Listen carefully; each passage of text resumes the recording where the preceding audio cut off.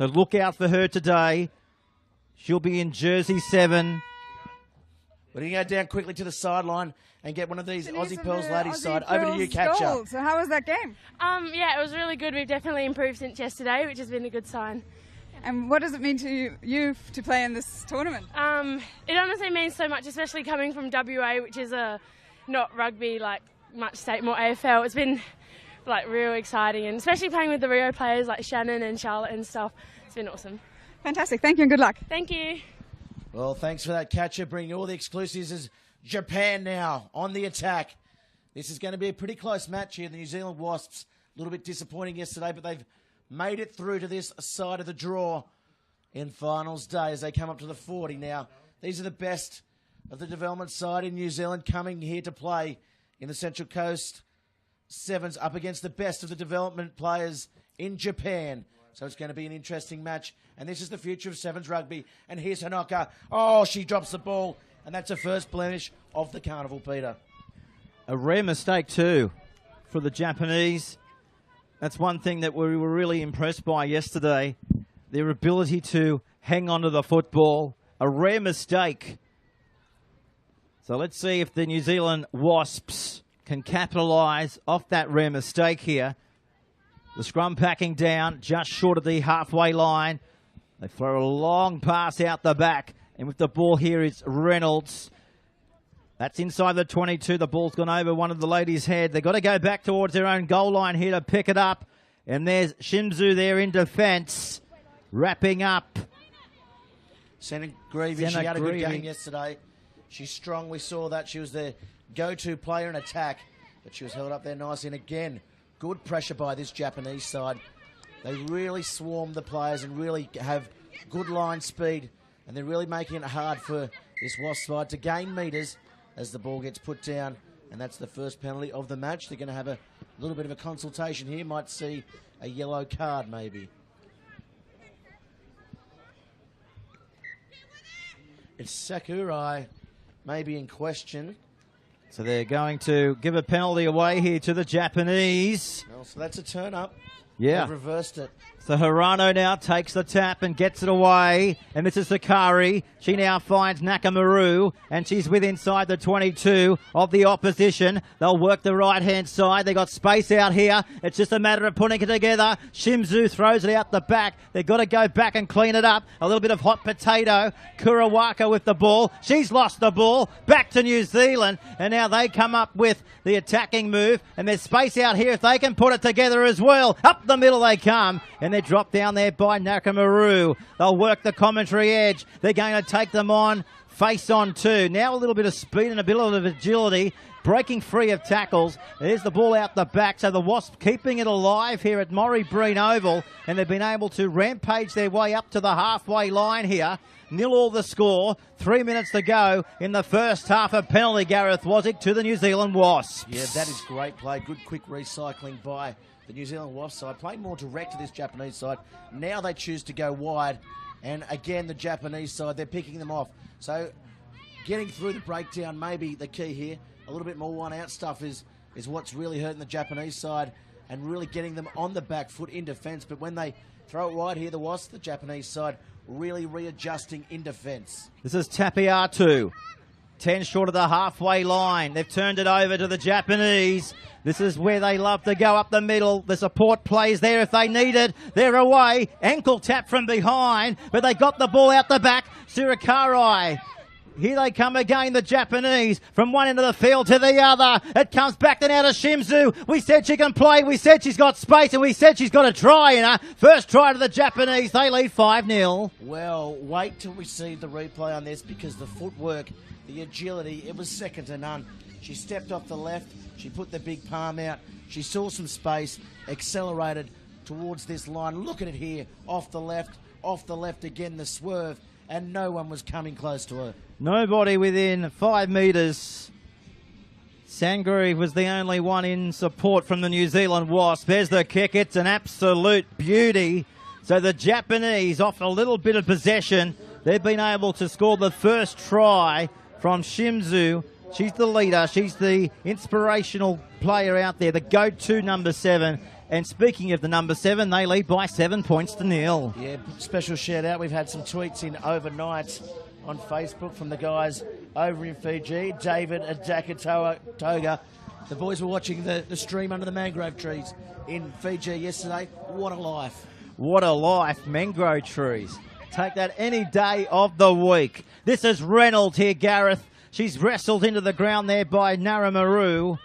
So let's see if they can get a penalty here. That's exactly what they do with 1 minute 40 remaining here in the first half. It's 7 points to 0 in favour of the Japanese. This is Edmonds. She's brushing off the Japanese like flies. They're wanting to get over that halfway line. Are they able to achieve it here? That's Williams. She's got support. Back then out of Hayblom. She's got her winger. Out wide it comes now to Sangri. She's down the touchline. Support on the right. She won't need support. She goes herself and scores.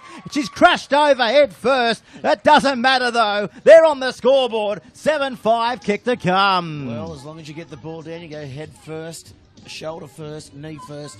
But she is the go-to player, as we said before. She's so quick out on the wing, so hard to stop. The draw and pass, what a ball that was as they come across. Shows too much pace, puts the ball in the right hand, almost gets the fend out, doesn't need to, and boom, over the handlebars. Head first. There she is. Here's the kick. It's hanging up there into the gale.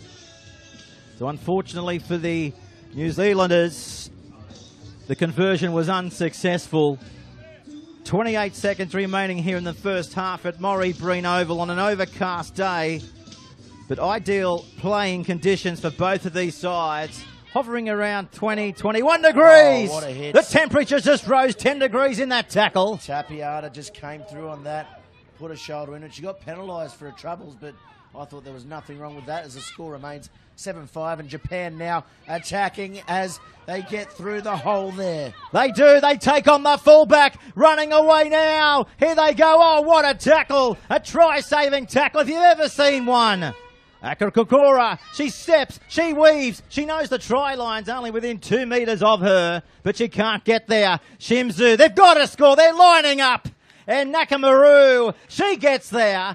The Japanese on the scoreboard for the second time. It's now 12-5 kick to come. Yeah, they're just so dangerous from anywhere on the park here, this Japanese side. As they attack from anywhere, they chance their arm. And what a run there it was by the number one player, Hirano. She certainly lit him up. I thought she was going to go all the way nearly, and she got brought down, and it was only a matter of time before they went over the line and scored. Here's the kick. It looks good off the boot. It's an absolute ripper. That never looked like missing. Straight over the black dot here. So Japan leading into half-time by 14 points to 5 here on the Destination New South Wales scoreboard. And a beautiful afternoon will be in for, so stay with us for finals football. The sun's popped its head out here, Peter, and it's starting to look beautiful. The wind is still blowing a gale, but it's going to be a great afternoon here. Of course, little chance here now to thank all the sponsors involved in the Central Coast Sevens. The University of Newcastle, naming rights sponsor. The Kinesio Cup is the women's side of the draw, and it's a great thing. Parity payment for the prize money here. Destination New South Wales, and of course, Central Coast Council. The Central Coast Council, and there they are on screen now. The University of Newcastle. If you're considering education in 2017, why not log on to the University of Newcastle and see what course you can be involved in for the next 3-4 years. Destination New South Wales doing a tremendous job. Central Coast Council, as Gareth mentioned, and our best sponsor, one of them anyway, well, for the Kinesio. For the women's side of the draw, for the women's side, yeah. It's the Kinesio Cup in the women's side of the draw, providing some great sports equipment. And I'll tell you what, I might be going over there to get my throat strapped because I am getting too excited at the moment. Sit in there, watch, and be entertained, Gareth. I know you love a good women's quarter-final, and we're about to see one here. There's the kick. We're seeing one, Peter. We are, so don't go anywhere. It's 14 points to 5.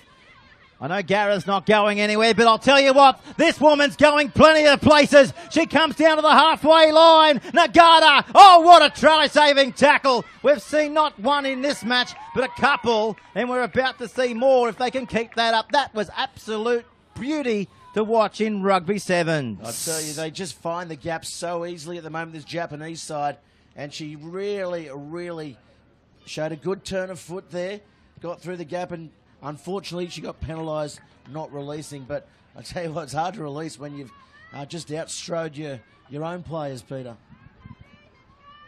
So we're having a line out here just in front of the Joe Bishop stand on the eastern side of Maury Breen Oval. Also home of the Wyong-Roos in the New South Wales Cup Rugby League. A tremendous facility here on the coast for all sports. It's a multi-purpose sporting arena. As we see now, Shimzu with the football. She's running around. She's trying to split them. She's got support. It comes back there now to Sumiai. She's down the sideline, Sumiai. She's inside the 22. And Hanoko Sumiai. She gets another try for the Japanese. It's 19 points to 5. Well, she is an absolute talent, isn't she, Hanoko? See me, she lit them up yesterday. She scored about 4 tries down that touchline there. Uses the train tracks, gets around her player almost every single time. And the palm almost came out. Again, it didn't need to, but she put a few players on their backs yesterday, and she didn't need to exert any strength or power then because she was just too quick. So Shimzu now with the kicker conversion. She's got this one looking to go over, but it just falls up short. There's the try scorer coming off for a well-deserved break. 19 points to 5. Japan on fire here in the Central Coast Sevens of 2016. Well, they certainly are, and certainly this game in this Canisier Cup side of the draw is sending a message out to the 2 Australian sides placed well to play off in the final.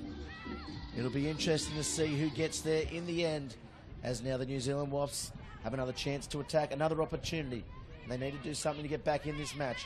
As you see the Japanese line speed, it is exemplary, Peter. Sure is.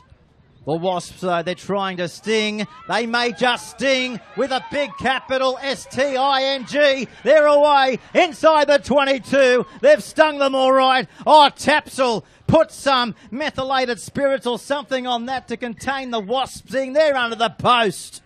Yeah, maybe some eucalyptus oil or something, because that was certainly a sting. And they're back in this match now, the Wasps. We thought they were beaten. The heads went down for a little bit.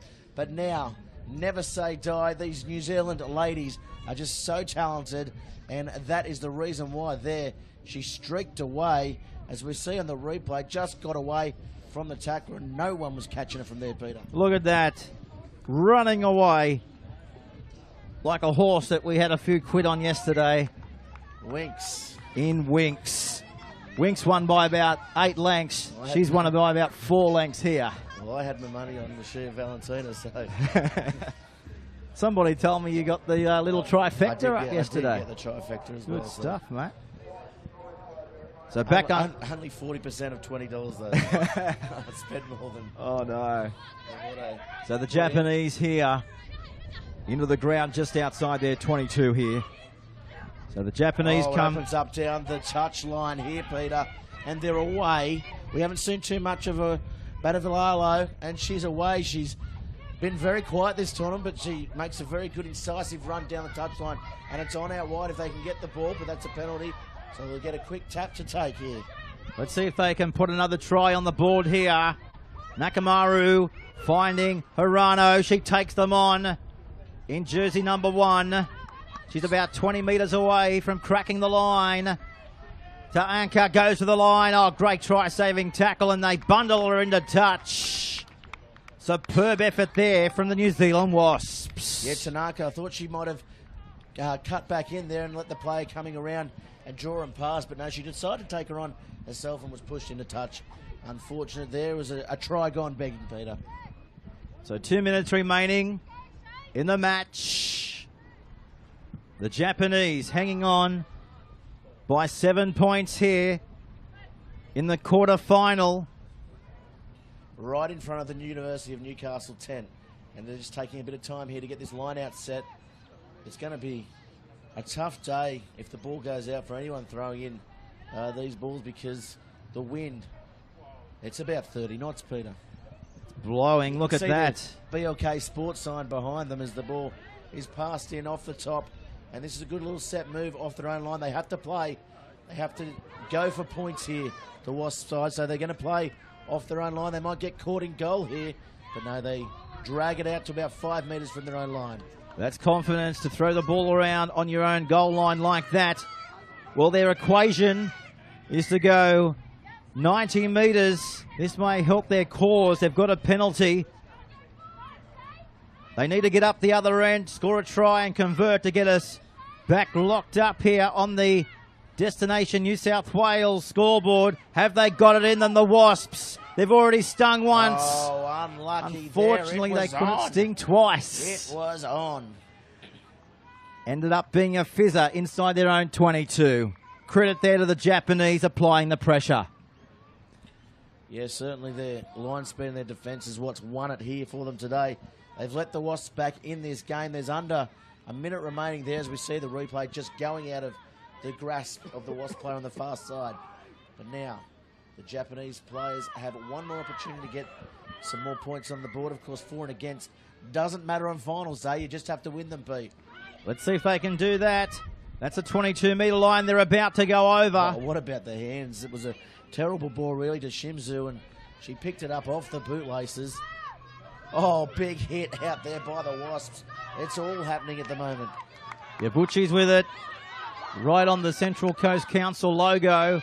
Ball pops out, the siren goes, they kick it ahead. Referee says play on. Now we're turning into a bit of a football match. But they've come away with it still, Gareth. It's still on about 10 metres out from their opposition's line. The siren, it's gone in the background, but a penalty comes forth giving to the Japanese, and they take the quick tap. The try line's only a matter of 5 metres in front of them. They're rolling. Inches away.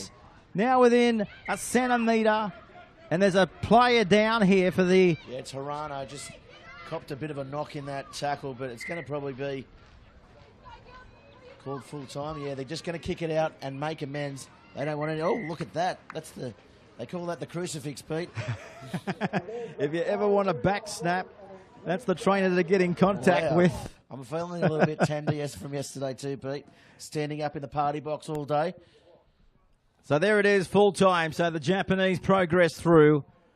After 14 minutes, they've been able to defeat the New Zealand Wasps.